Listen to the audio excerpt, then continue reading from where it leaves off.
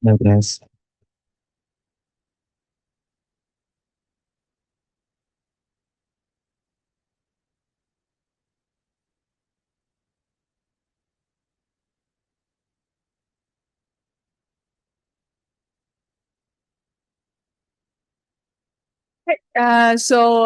Hello everyone, and welcome back to our quantitative history lecture series. And today we are very happy, and I'm Sijie, and it's my pleasure to be today's moderator. And today we are very happy to have a hybrid session, and with us, Professor Hanzhi Deng from Fudan University. Professor Hanzhi Deng is now an assistant professor and a research fellow at the Institute for Advanced Study in Social Sciences at Fudan University.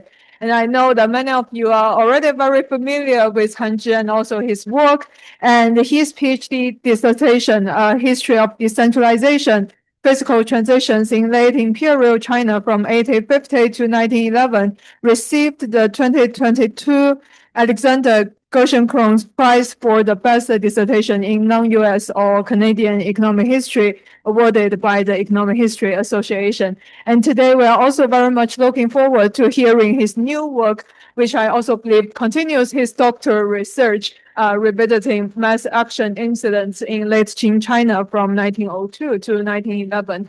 And today, in terms of our structure today, Hanzhi will give a talk for about 45 minutes, and then we will open the floor to the Q&A session. And so Hanzhi is also okay to take clarification questions during his talk, just for our audience here at May Hall. And also for our audience online, please feel free to submit your questions through the Q&A box via Zoom. Okay, so without further ado, please join me in welcoming Hanzhi. And Hanzhi, the floor is yours.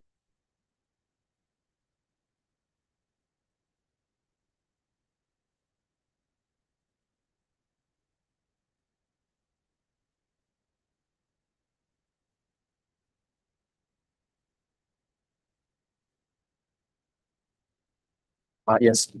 Thank you for being here, and it's a great pleasure to be invited to University of Hong Kong.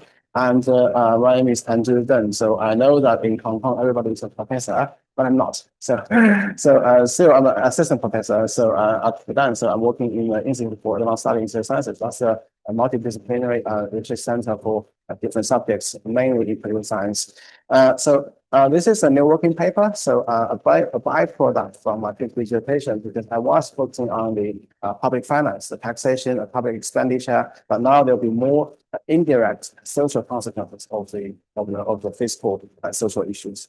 So because now I'm working at the Institute of Political Science, we all know the very famous philosopher Alexis de Tocqueville. So the very famous saying about, a comment about the French Revolution. So he said that for the regime. So if this regime is destroyed by a revolution, so always this will be a moment for this government to try to improve itself.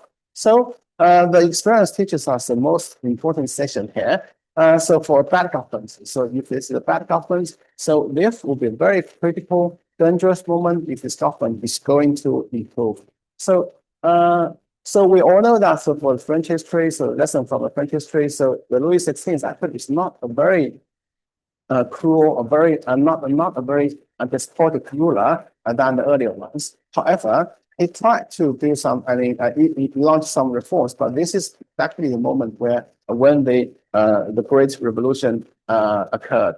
So that is a lesson from the Western history. But if we go to the Chinese history, we'll find that there will be a very almost identical lesson from here in Chinese history. So unlike the previous dynasties, we find actually the Qing government also tried to launch a series of very comprehensive and profound reforms at the last decade of this before its collapse. So we try to focus on this what we call the neo policy or the Xinzhen decades. And for this decade, it was the last decade of the imperial system. And when the Qing government tried to make some improvement to this current problems, and also for the global context, this is also the last peaceful period before the First World War. So for this decade, we find out there will be large number of the social movements, or what we call the mass action incidents on a national scale during the decades. And however, if we look at the traditional Chinese lesson, the precept overtaxation and rebellion, so this is a very classic understanding of the ancient Chinese history. We found that this might not apply to the late Qing history here, because if we look at the data for taxation, we find that actually the Qing government tried to raise the taxes much earlier than the collapse of the empire, which means they were trying to increase the taxes before. 50 years before the collapse of the empire, in the middle of the 19th century, firstly, and secondly, in the traditional Chinese narrative, we find that the peasants would be very important to understand the path of the empires, of the regimes. But here, so in the last decade of the Qing regime, we find there will be not just peasants, but also students, but also soldiers, but also the gentry merchant elites who joined all kinds of social movements, the actions. And finally, the Qing government tried to be merciful and benevolent at the last moment. They tried to introduce all kinds of modern public goods, like modern police station, modern schools, modern representative institutions. But we found that people just didn't buy them, just burn them down. And this is quite intriguing. So why is it, if this is a benevolent government who try to bring all kinds of modern public goods to the mass people, why did people just burn the new schools down? So this pushes us to go back to the Qing history and to look at the reasons for, to explain the spatial and temporal variation of such social movements. So in this article, I try to emphasize a new factor, which will be the intensity of planning and also implementing what we call the new policies. And I try to prove that, well, the implementation of the new policies itself could explain the spatial and temporal variation of such incidents. So I try to employ the data from the new policy preparation and also the data for the social movements and the mass action incidents for the prefectures in China proper during the decade from 1902 to 1911. And I find that if this is a region with more intense new policy preparation, so there will be more mass action incidents after 1908. So when after the death of the Dowager Cixi, so the agenda for the reforms actually accelerated very uniformly and radically. And there will be some mechanisms. So because we find that for some forms of incidents, those against the land surveys, the censuses, the government facilities would emerge more intensively. And also, we find out also the resentment, the anger or the resentment towards empire was driven by different channels, fiscal channels, for instance, state expropriation or the inequality of public goods provision in the neo-policy decades. So I'll go through the mechanisms later. So we'll try to make some contributions to the existing literature, also from different aspects. So the first one, the state capacity, because for almost all the important works on state capacity, they care more about the extraction, which means the revenues, right? So taxation or public debt. But for here, we still try to emphasize the spending side. So there will be still two discussions about the spending and also the consequences of the direct or indirect consequences of the spending. And secondly, I also want to go into the literature of the public of the political participation and how this is also a very classic topic from the 1960s to now for Western history and for Chinese history. And also, there will be a growing number of studies about the contention politics, such as rebellions, within Europe and also beyond Europe. So we see the empirical studies here for instance, Russia and also Mexico. And we're going to see if this Chinese case can also make contributions to the literature. And also within the Chinese studies. So the new policy decade is also underexplored in a very spectacular Qing history literature. Because so people will look at the ending point of the empire of imperial system, which is the revolution. So the revolutions and also revolutionaries will be the center of the late Qing study. However, they care less about the reform side of this decade. So would be also for the current literature, we see there will be some institutional surveys and also some case studies. Very famous case studies by, for instance, actually about Hubei and Hunan, and also by Mary Rankin about Zhejiang. But there will be still case studies, more case studies, less comprehensive analysis from the quantitative side. And also, so in this community, we're also very familiar with some more examinations on the micro level, institutional changes. So very famous studies on the abolishment of the civil service examinations by Jia and also Hao Yi and other co-authors. And also there will be some other investigations on the foreign student projects and also the destruction of temples. But this article, because I'm now working in a department of political science, so I will care more about the integrated effect of the institutional reform instead of the micro level changes. So I try to be more comprehensive in this paper. So I will go through the historical details and also how we do the data and how we design the empirical studies, and there'll be some discussions in the end. So the first decade. So the decade, we all know the details about Chinese history. So this is because of the defeat of the Qing government in the 1900s, or in Chinese we call the 八国联军侵华战争. So after the humiliating defeat, so the Qing government tried to launch a series of military, political, educational, administrative, economic, social, cultural reforms after the defeat. Within a decade. However, if you look at the agenda of the reforms, you'll find that most of the reforms were concentrated in the last 3 years of the decade. So if you look at the preparations, it will be a very, very long and slow preparation stage. So from 1901, so for instance, the introduction of the modern education, or the abolishment of the clergy, or the bureaucracy reorganization. But the turning point will be 1908. So the death of the Emperor Guangxu and also the death of the Dowager Cixi. So we find out that there will be a uniformly accelerated agenda for the constitutional reform. So in the last 3 years, you'll find all kinds of social reforms here. So for instance, from the political side, you'll find the elections of the Congress at the local, at the central level, and also the organizations of the commercial chambers. And also from the fiscal side, we have the monetary reform, we have the fiscal reorganization, and also for the public goods, we have the modern police, we have the modern armies and navies,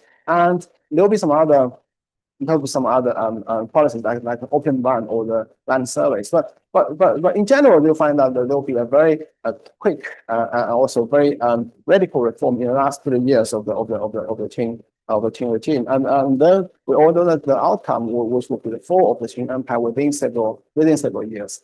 However, although I say this uniformly accelerated agenda, I still find that there will be very significant regional variations because of the Qing political regime.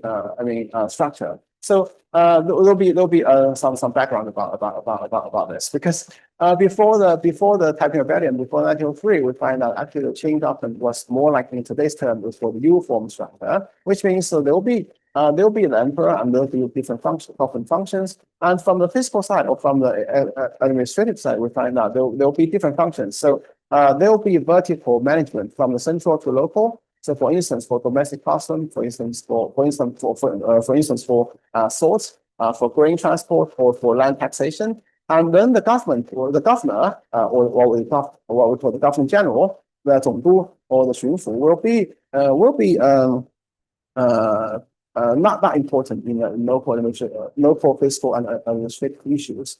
However, after the Taiping Rebellion, we find there will be what we call in today's term, we call the M form, which means there will be still some central functions, but at the local level, you'll find the governor, or the 巡抚, or the governor general, or the 总督, became more and more important in local fiscal and other social issues. So from the earlier structure to later, you'll find that actually, so in the late Qing period, you'll find many fiscal and administrative functions, such as domestic customs, such as the salt management or the legal management, were under the governor or governor general of the provinces instead of the vertical management from the central. That is a very important underlying condition for us to understand the variations of the new policy preparation. So we may assume that if it's a very small country like Japan or Switzerland, so you may assume that if central government try to launch the reform, there will be a uniform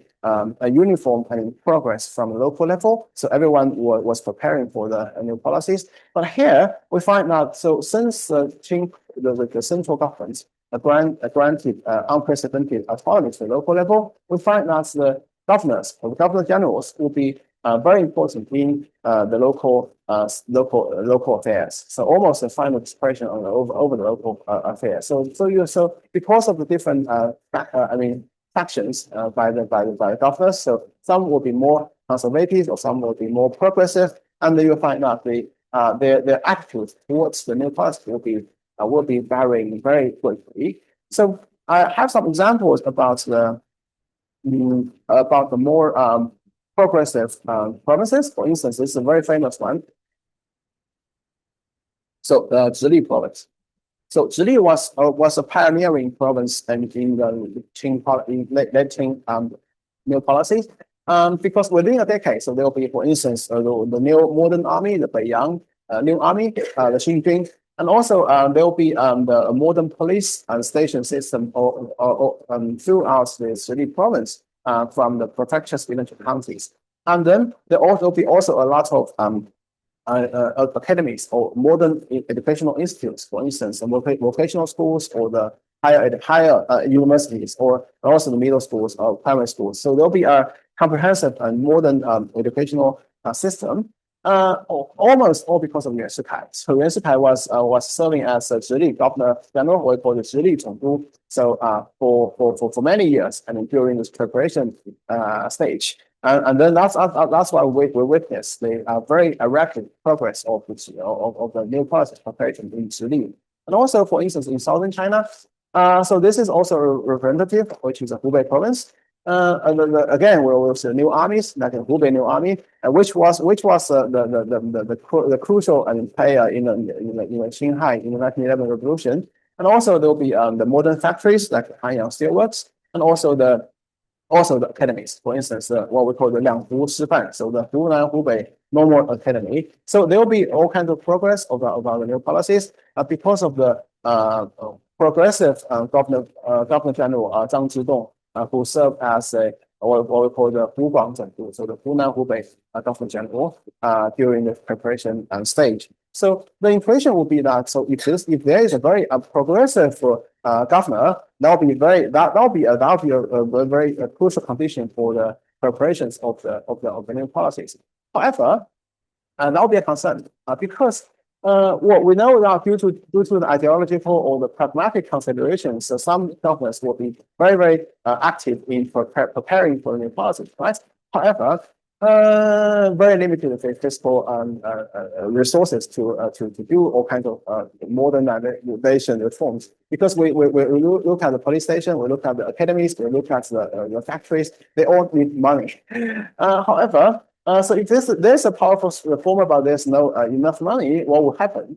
So we find firstly, so the local government in this very progressive regions, so the local government will implement very comprehensive surveys and also censuses or the surcharges, and such new surveys, or overtaxation will result in the resentment of the mass people. Firstly, and secondly, because of the lack of the fiscal resources, so if the government is trying to establish a new, for instance, school system, so it may not build a new school from ground. It will just concrete the civil facilities, for instance, the temples, for instance, the traditional academies, or for the shuyuan. So and then take them, transform them for public use. And also, finally, we find for such public use, many of them, especially schools, so they were located mainly in the provincial capitals and in the trade centers, and also had very high entry requirements and also that will also accelerates the inequality of the among mass people. So, for instance, as I just say, so the censuses, the surveys, and the surcharges will lead to the what we call the building of the state capacity in information. But in the meantime, we find out they were led to the pervasive political actions of the mass people towards the policy itself. Because people may be afraid of the information disclosure, and also be very concerned about the extra surcharges. And so this is the document from the first archives of China. So there will be some some letters, so from the central to local, in terms of how to organize what we call the fiscal reorganization. So the Qing I think. So and secondly, as I say, so the government didn't have enough money to build plenty of new schools. So they will try to expropriate the civil facilities. So for instance, here, so we find that the government tried to at the local level transform the Buddhist temples or the Taoist temples for the educational purposes. So there's also a new paper by I think by American scholar so about the Miaoshan Qingxue, so also published. And also so when I present this paper in different places, I try to present some local case about the academy expropriation. So since we are in Guangdong or in Hong Kong, so I try to find a case about southern China. So this is a list of the academies in Guangdong or in Canton Prefecture, and these are the recorded old academies, Mingqing academies before the 20th century. So there are many, right? And then we find out, so these are reported academies which were later expropriated for public purposes. So transformed from the civil or from a private academy owned by the lineages, owned by the communities, owned by local elites, to a public local, for instance, primary school or middle school, or there'll be two levels of the primary school. So the high primary or the poor primary or the low primary, and also the normal schools. And then there are some, so three of them were in both. So the Yangcheng and the Yuehua and the Yuexiu, they are the almost best academies in Guangdong province. And then we find out they were transformed into the professional schools and middle schools in the new policy decade. So and then we find the inequality. So because also for such academies and also some other public goods, so they were more concentrated in the urban areas, such as the provincial capitals, such as trade centers, and also the education itself had more what we call capital intensive. So the higher tuition fees, higher entry requirements, and also the return from its education. So the political return and the economic return from education will also become more uncertain. So that the introduction of the modern public goods will lead to the inequality among the mass people. So that's why we're saying that, well, so even if the government try to introduce modern schools to the mass people, they just simply burn them down. So this is why they try to burn them down. So and after that, we see a lot of mass actions, what we call the social movements. So this is a very noticeable trend in terms of the social movements, and there'll be over 1,400 during the decade, almost 0.4 per day. And we have I put Taiwan aside, so there'll be 265 prefectures, and then at least 204 prefectures working at least one instance during this decade. And then we also find the temporal variation. So from the preparation stage, so from 1902 to 1908, to the accelerating stage, so 1909 to 1911, so there will be acceleration. So they'll find the average number of incidents per year grew almost 49%. So from the preparation stage, so to the acceleration stage. And then there will be different forms of the social reforms. For instance, we have the strikes, more peaceful forms such as the strikes, and also the gathering, and also some more violent, radical forms such as uprising and also robbery or mutiny. So this is a basic understanding of the reforms. I thought I could find some photos for the social movements, but in fact it will be very hard because for many of the social movements, there'll be just a record on the newspaper, but there'll be very few photographs for such events. So I find some photographs for some movements because they are the most famous, they are the most severe social movements. So there will be foreign journalists there. So one is Changsha, what we call the Changmi Fengchao, so the rice panic protest and robberies. So in 1910, because of the famine. And also on the right hand side, there will be another, so about the railway protection movement in Beijing, so which we all know is an ultimate reason for the 1911 revolution. So the design of the research is actually quite simple. So we try to establish a cocktail style paradigm, which means so if this is a more progressive region, so it will be more like a concern, more dangerous, because it will be more conducive to the mass incident. So I try to distinguish. Also divide the prefecture into two groups. So we have the more progressive, more well prepared prefectures, and also more less prepared, more reluctant prefectures, right? So this is our treaty group and control group. And then we found there'll be still movements before during the preparation stage, but after the death of the Georgia Cixi and after the during the acceleration stage, so we find that the well prepared, the more progressive region will witness more mass incidents every year. So the concern is how to identify whether this is a progressive or conservative region, right? Actually very hard, but I try to find different measures for that. This is a very simple one, so but I think this is a very effective one. So we just look at the background of the governor or the governor general, right? So we look at the ideological or the pragmatic faction of the governor or governor general. So where he's from? So from the self-sustaining side, or from the Manchu conservative side, right? So for instance, so I look at the chronologies for Qing high-level officials. So on the right-hand side, I have the most progressive region, which is the Zhili province, for today's Hebei province. So there will be two Gongdu during a decade, which are Yuan Shikai and Yang Shixiang, but both of them were very pro self-strengthening.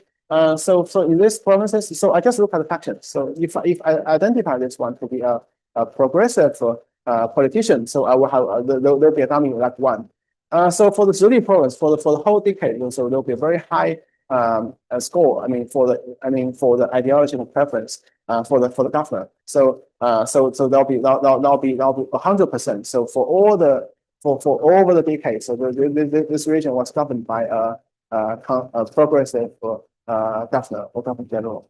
But on the right hand side, we also see a positive case, which is in the south. We look at the Fudan province. So the Hunan province will have two high-level official, which is the Hu Guangzhong, so the governor general, and also the Hunan Xunfu, so the governor, the Hunan governor. So there'll be about eight politicians. So I identify the faction of them. I find that besides Pang Hongshu and Chen Huilong, so two of them will be conservative, but for all rest of them, so they were very pro-new policy, very progressive, very pro-self-strengthening politicians. So in that case, I will have a very high, still very high score for the governor ideological preference.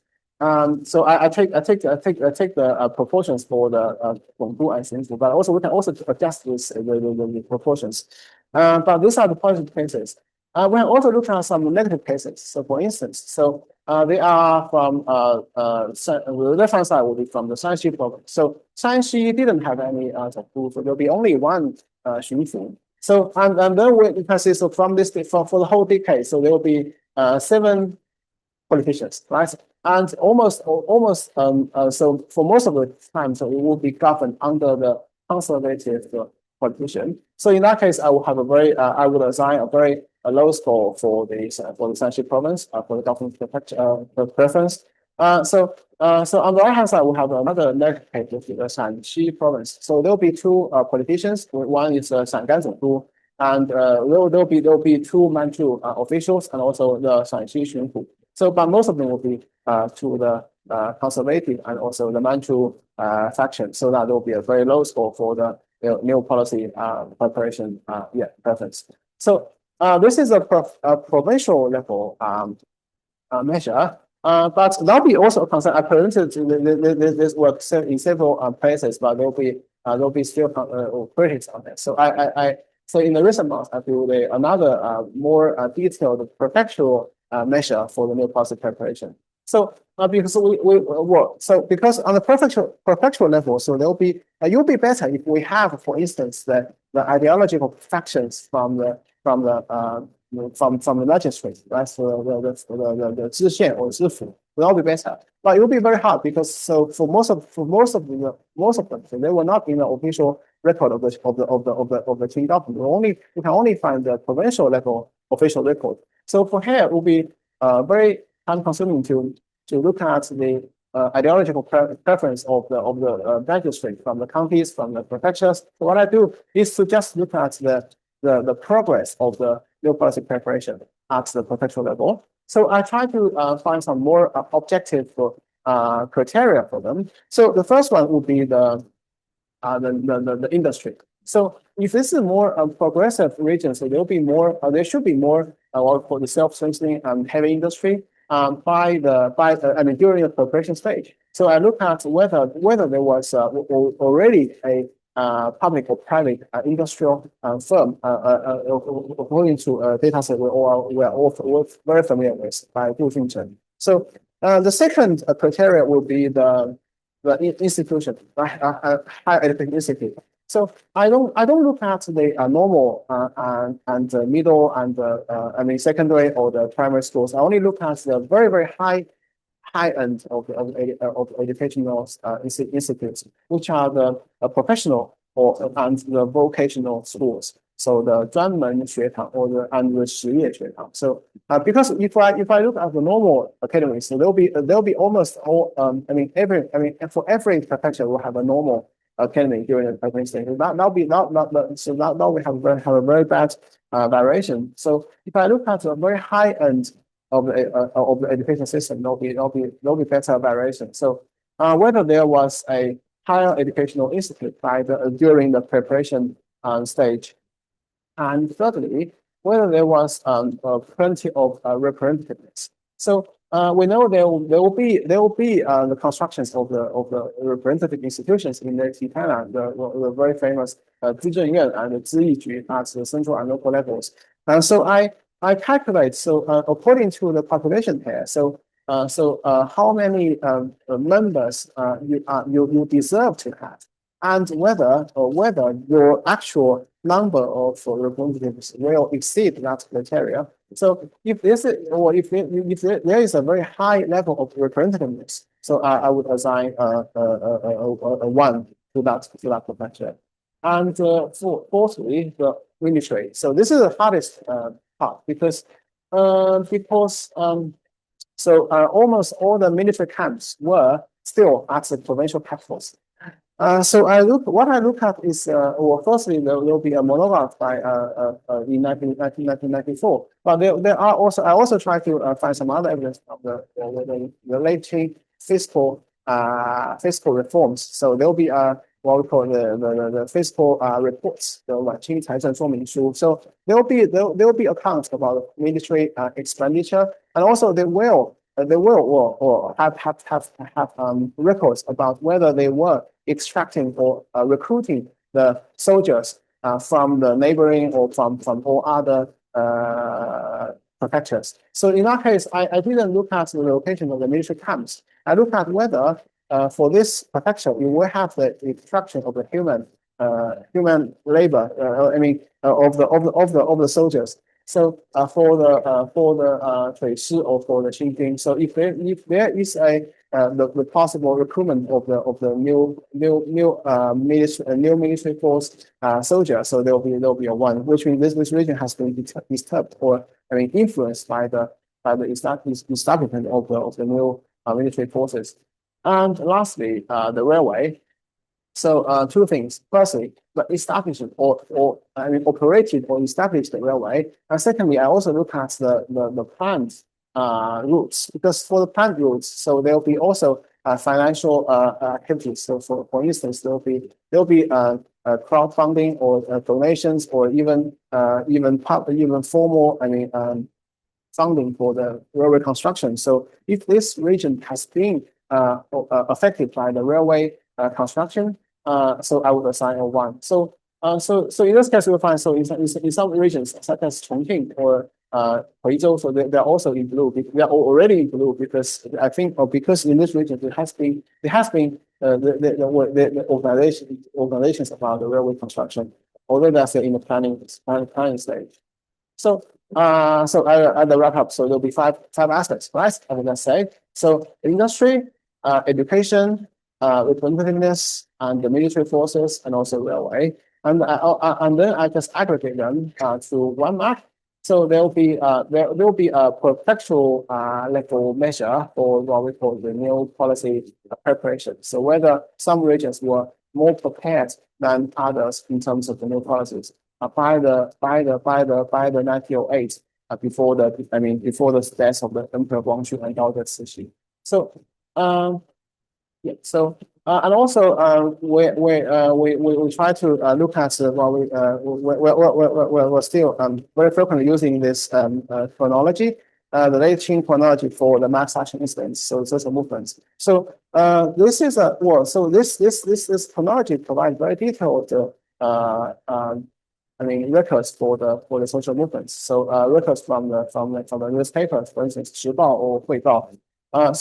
I look at the date of the event, and also what the locations of the event, in which prefecture, in which county, and then for what kind of purposes, and then so who was the subjective and who was the objective of the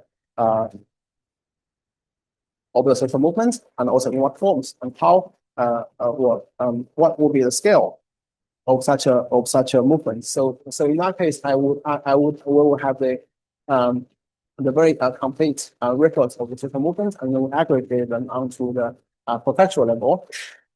So this is a national scale, and also because interestingly, so it has very detailed records about the motivations of the movement, right? So in terms of the movement, so what we can do is to look at not just the total number,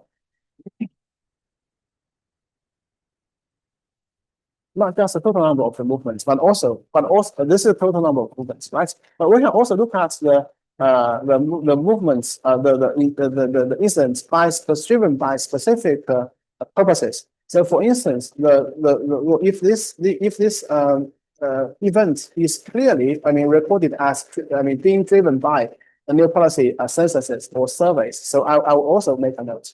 So in this case, we can look at the specific number of events driven by the new policy reform and also relevant taxation or census issues on the top right-hand side, left-hand side. And also there will be some others. So for instance, the very typical reason, which is anti-foreignism, and also the wage issues. I think the bottom left-hand side figure is also helpful because in some cases I cannot distinguish whether there will be a new policy preparations engaged, because they might be disturbed by the surcharges, or they might be disturbed by the new policies, but at the surface, there will be just a wage dispute, a price dispute, or other survival crisis. So I still refer to not just this is the focus, right? So the events driven by new policy reform, but also we'll still look at some others events driven by the survival issues. There will be some overlapping motivations. And on the right hand side, we also have another figure by showing you the number of the events driven by the misconduct of the gentry elites. This is also a very we know Professor Hao Yu from Peking has also published a paper. So just investigating the reason for this thought. So why there will be the misconduct of gentry elites at the why there will be events driven by misconduct of the elites? So because of the abolition of the property. So this is already a paper published a few years ago. And also we can know the forms of the events, right? So we know there will be some more moderate, some more peaceful ways of protest, for instance, strikes or just gathering. But also there'll be more violent actions, such as a robbery, such as mutiny, and also the destruction of the facilities. So I try to put this part aside. So the destruction of the facilities, because we can see what kind of facilities that they destroy. So within the destruction of the facility category, we can see what kind of things that destroy that are trying to destroy. So, for instance, government facilities, public facilities, and also the churches, and also the modern schools, and also the house of the officials or gentry or the merchants. So we're going to use them for heterogeneity analysis. So the design will be the design will be very simple, right? So we have a very standard BID framework. So we look at the number of the incidents as in yearly panel data, and the treatment will be the new policy preparation. So I measure either the governor's preference or the local prefectural level preparation score, as I just showed. So I define the death of the Dowager Cixi to be the trivial treatment, because after that point we find the acceleration of the reform agenda. So there will be post to the year 1909 and 10 and 11. And then we also have some other time around council variables, and also the prefecture and year fixed effects, and also the standard error is robust and also passive at the prefectural level. So this is based on results. So we find that so columns 1 and 2 I use the governance ideological preference or the faction to be the X, and then we find that there will be, if there is a more progressive governor, so more active, more dedicated to the new policy preparation, so there'll be more events in the last 30 years of the Qing Empire. And we'll also use preparation score on the columns 3 and 4. We can also find the qualitative significant effects of the new policy preparation effects. So for here, so we do the heterogeneity tests. So for just now, we just look at the events of all categories. But for here, we can also look at different categories of events. So, for instance, those towards the reform and taxation, those towards the anti-foreignism, and those towards the wage issues or the official corruption. And then we find out, well, so for some of them, they'll be very significant, particularly the first one and the third one and the sixth one. So we'll find out the governor's ideological preference to explain the increase of the specific categories of events, but not others. For instance, there will be no effect on anti-foreignism. And also we can look at the different forms of the instance. So we find that you will have a weaker explanatory power on the peaceful events such as a gathering or the strike, but then will be a very strong predictive power on the for instance more violent actions by the mass people. And also in terms of the facilities which were destroyed, so we'll find the government and the schools and house of elites will be impacted more severely. And after that, I test some other quantitative hypotheses. So the first one, very important one, would be taxation. So because we are all familiar with a paradigm that is overtaxation will lead to rebellion. So I'm still curious about this point. So whether we can just use taxation and the increase of taxation to predict the number of events. But the challenge here is that we actually don't have a very systemic measure of the prefectural level tax rise from the before and after a new policy prepared. So for here, what I can do is to have to use a provincial level measure of the tax rise. So this is taken from my PhD dissertation. So I look at the provincial level fiscal extractive capacity of the provinces from 1950 before the Taiping Rebellion and 1980 after the rebellion, and also 1910 during the Neopolitic decade. So you'll find that on the provincial level, you can still find the radically increasing fiscal capacity of the in China, and also not just on a total level, but also at the capital level. And for I just calculate this the tax burden by aggregating different tax sources. For instance, land taxation, for instance, custom taxes, salt taxes, miscellaneous taxes, and also Beijing taxes, also the new American maritime custom taxes. So I just add them up, and then also consider the per capita level based on the population data. So this is very intriguing because I try to, well, firstly, in columns 1 and 2, I try to just use a tax rise. But this is this is regretful about this, because this is just a provincial level variation. So we just use a provincial level variation of the tax rise to predict the number of the incidents, just as before. So we find out the tax rise itself cannot predict the number of incidents before and after 1908.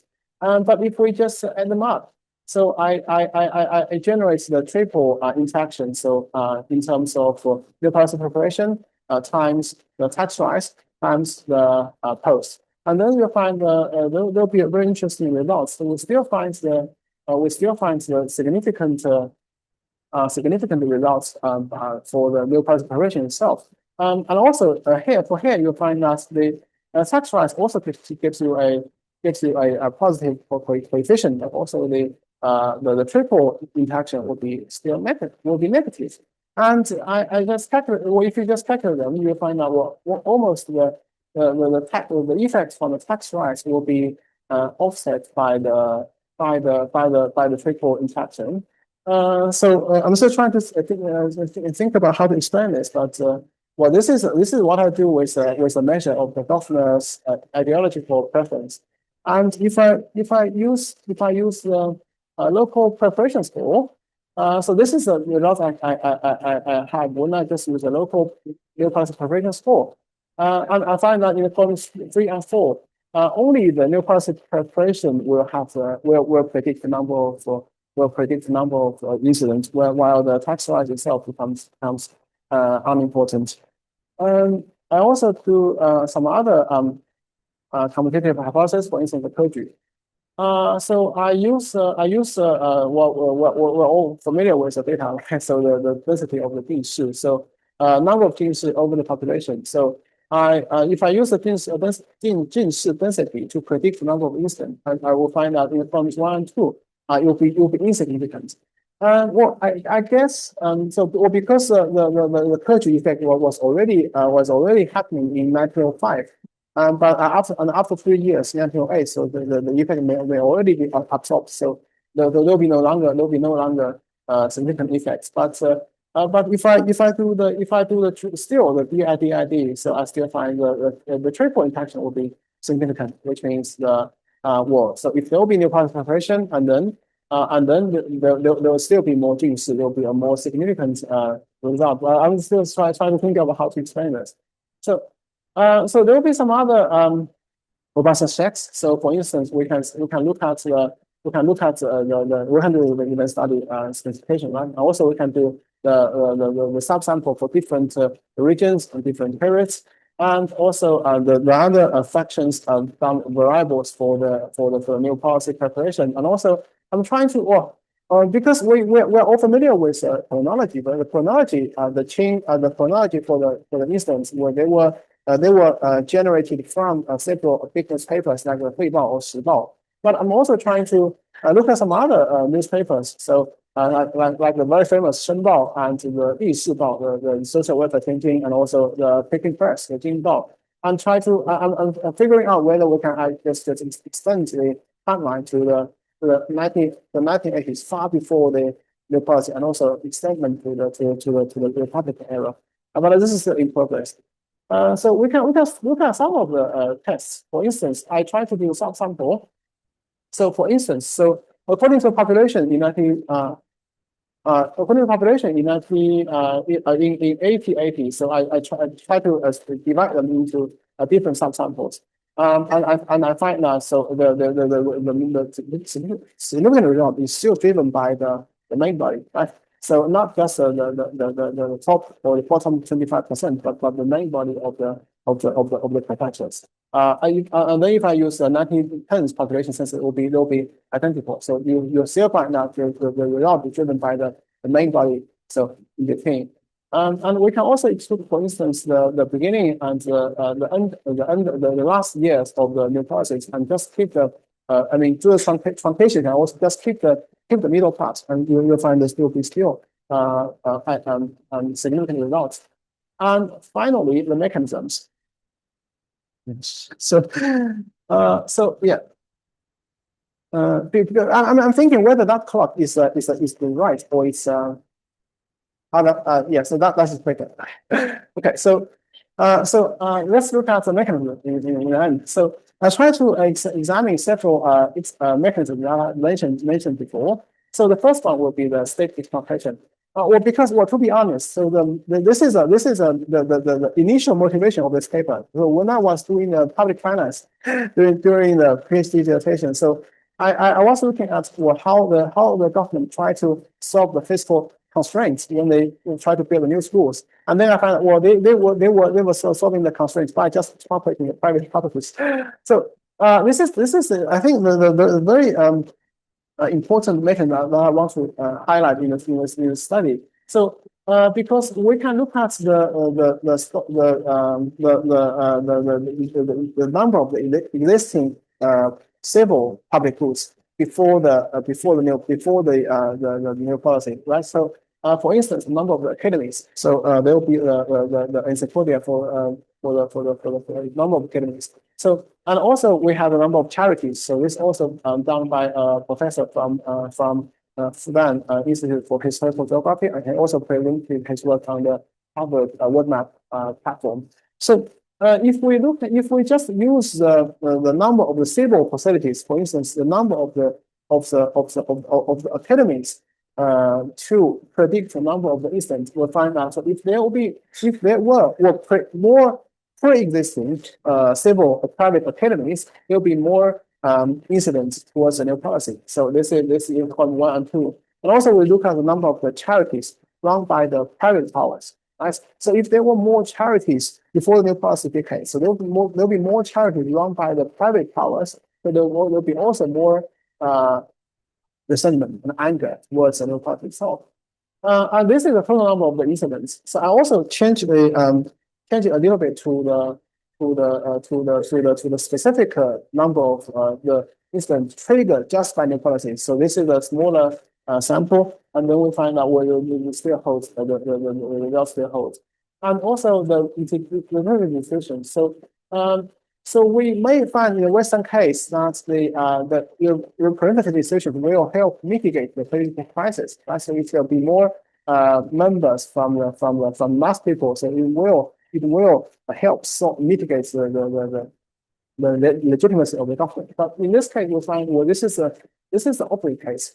So this is not panel. I just do the OLS regression for the poor perception and also the OLS for the specific years. And I find that so if there will be more members for the Ziyuju or for the so as a contrary, there will be more incidents.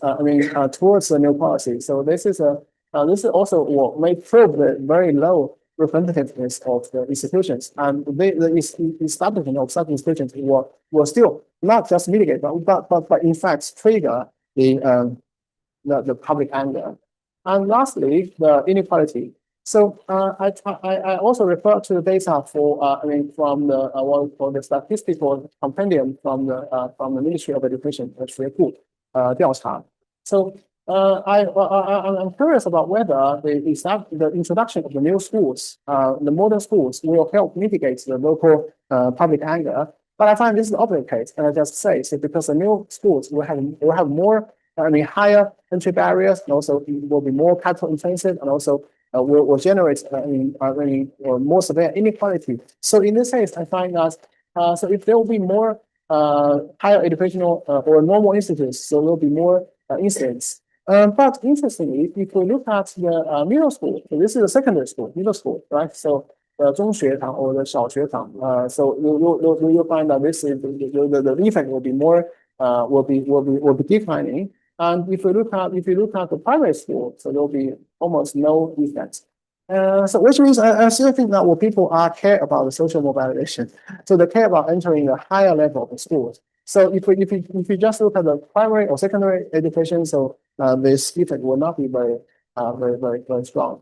So at conclusion, so I try to because I'm trying to look at not just the micro level transition, but a more general description of the new policy. So there were more political and fiscal explanation for a considerable number of the incidents.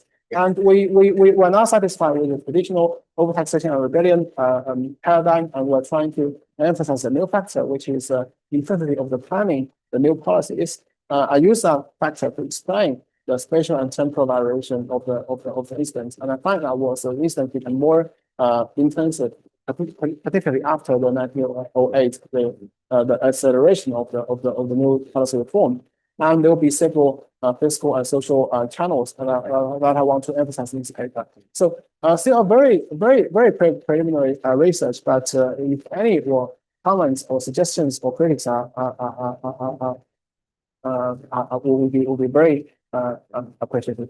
Thank you very much. Thank you very much, Hanzhi, and it's really a very inspiring talk. Okay, so before we move on, please allow me to remind our audience online that if you have any questions, please feel free to drop in the Q&A box. Okay, so we'll first open the floor to our audience here at main hall. Yeah, Xinghao.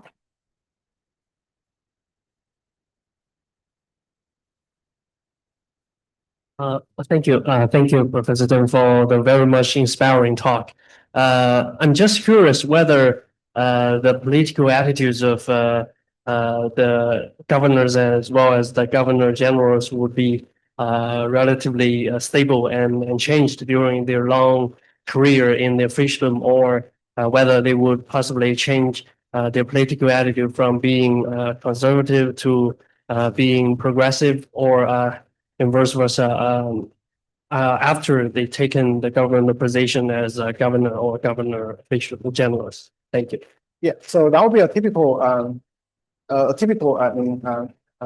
would say stereotype to the politicians, right? So if they were at the lower level, so they'll be very pragmatic and dedicated, and then if they're hardworking, and then if they're high and official, they'll be optics or change the section. But for this paper, I try to look at the reports when they what they would how they would behave when they were in that region. So for instance, for Yuan Shikai, so we all know that he became more how to say autocratic, even after the establishment of the Republic of China. But we still find out at the local level. So when he was still working in Shandong and Zhili, so there will be still policies, I mean, towards the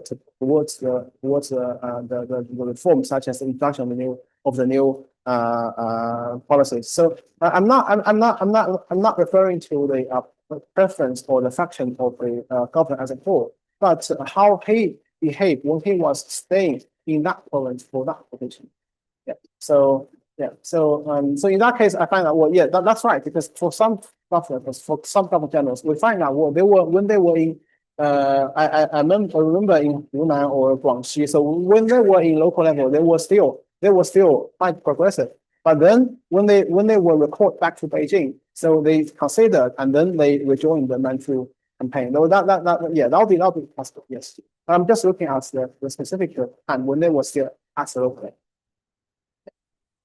Thank you. Any other questions from yeah. Thank you very much. Thank you for your terrific talking. And I have a question, but not particularly covering your purpose time span. I'd like to ask that the general awareness of the historians, they think that the tax burden should be raised dramatically after the Sino-Japanese War. So, but I have not seen any, serious empirical testing on this. So, may I ask here, did you ever notice that the tax burden how it changed after Sino-Japanese War, especially for both the central government and the commoners, how their life changed? Thank you. Yeah, so that'll be a very helpful perspective if we can look at the tax burden. But as I just said, so the concern is we don't have a complete record at the prefectural level, particularly land taxation collection. So what I do in a dissertation during my PhD study is to figure out the provincial level tax rise. But what I can do is only to look at specific cross sections instead of the consecutive time series data. But I think you are right. So there will be several waves of very significant tax rise. In two waves. The first one, as you say, is the defeat in the Sino-Japanese War and the war indemnities to the Japanese, right? And secondly, the 1900s, so the siege and the Qinghua, and then another very huge indemnities to 11 countries, right? But I find in terms of the amount or compensations to the Japanese, I still find the first one was very considerable in the Japanese. However, in that case, the central government was still able to firstly borrow from foreign banks, using the future tax revenue as as a backup. So in that case, actually, I didn't notice any local records on the public anger or resentment, because the central government firstly use or borrow from HSBC, for instance. I mean to compensate to pay for indemnities to Japanese, and then the burden of the mass people will be reflected. Later, maybe in the next 2 or 3 decades. So in that case, I didn't find any significant increase of public anger after the Sino-Japanese War. But the 1900 crisis was very severe, because in that case the Qing government could not borrow more by leveraging the future tax revenue, because they were all used as a backup for other things. So in that case, at the local level, so they were trying to directly add the new surcharges to the mass people. And another difference, because in the Sino-Japanese War, so after the war, during indemnities, so they were trying to use a commercial taxation as a backup. For instance, the future custom tax or the future legion revenue. However, during the 1900 crisis, when they paid for the indemnities, because they already no longer have no more commercial taxation sources, so they have to use the land taxation and the salt taxation as a backup. So the land taxation was the key reason why people became more concerned about their survival, because that'll be I think the substantial difference between these two ways. They are equally important, but for here we don't have any prefectural level records on the tax rise. I also noticed that in this field there will be another paper by Professor Liang Ruobing from the University of Xiamen. So he did the tax burden, but he also used the provincial level direction in a prefectural DID. Yeah. Yes, if I can. Oh, yeah, Professor Mark. Yeah, we still have time. Yeah, so thanks, Hanzhi. I think this paper also speaks to another paradox in the political economy literature, that is the effect of radical reform. So some scholars found radical reform may, lead to state collapse like Soviet Union, right? But others found no. Sometimes radical reform can produce a very positive economic result, like the French Revolution, as in Daron Ashinobu's paper, right? So I think your paper provides some new evidence about the effect of the radical reform if we treat the late Qing new policy as type of radical, right? So this is one. Another is how should we position the late Qing unrest? So you constructed multiple measures for the local unrest, local protests, and the rebellions. So what about their political or economic significance? So maybe some are just some small, unrest or hatred or grievance in the local area, whether or not they finally led to some big result like the Xinhai Revolution or some long-lasting effect. In other words, what's the historical significance of this outcome variable? This one. And another thing is, I'm wondering whether you can isolate the treaty ports or concession area of China from your analysis and compare this area with the other traditional area. So because to some extent, the treaty ports or concession areas like Shanghai, they had already started the new policies from the mid-19th century, right? But whether or not these new policies also cause the local unrest. And if not, why? So by such a comparison, maybe we can find some deeper reasons behind the unrest due to the new policy enforcement, things like that. Yeah, just a random source. Yeah, thank you, Professor. I'll really make notes for them. And I think we can just, I'll just try to think of how to fix them in the calculator. I can add something here. It's just for the score that you constructed, that you have 5 dimensions. And I'm just wondering, for those public goods like education and also railway, will we really find the difference between the progressive and the conservative official? So they have a different opinions on all this very positive good public goods. It is possible that the conservative politician can also promote railway, for instance. Right? So I'll think about presenting the correlation metrics here, like in the paper. So I'll try to say that the conservative politicians will be against almost everything at the local level. And I think I should show the correlation metrics. Yeah. So if there's a progressive one, there will be so reform in every aspect. Okay. So I think if there are no more questions here, we can have the 2 questions online. And the first question is Stephanie asked, sorry if I missed it, I want to know how you quantify the resentment towards the empire and what's your data source, and that's also related to what Professor Ma. So because I'm still using the chronology, right? I use so in this paper I use a number of the incidents. So in the main results, I guess. Yes, and the second question is from Professor Yuan Wei Peng, and he asked in Chinese, and I think that we just you can just translate orally. There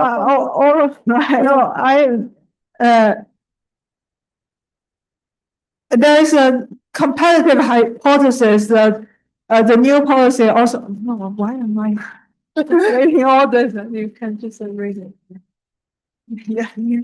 So there will be another competitive hypothesis saying that the new policy can also produce a lot of new elites and students who were elites or the representative members who were containing the anti-Qing anti-Qing thoughts, so that the new policy, so the products of the new policy, which is the new students themselves, will be the players who overthrow the people who actually led all the conflicts in the Qing dynasty. That's interesting. So I'll think about how to discuss this. This is an alternative story. So there will be students, will be yeah, that's a very nice, very nice. So, yeah, so I'll think about that. Yes. Okay, so if there are no more questions, let's just give another round of applause to Dr. Hanzhi Deng, and thank you very much, Hanzhi, for giving us a nice talk. Thank you very much.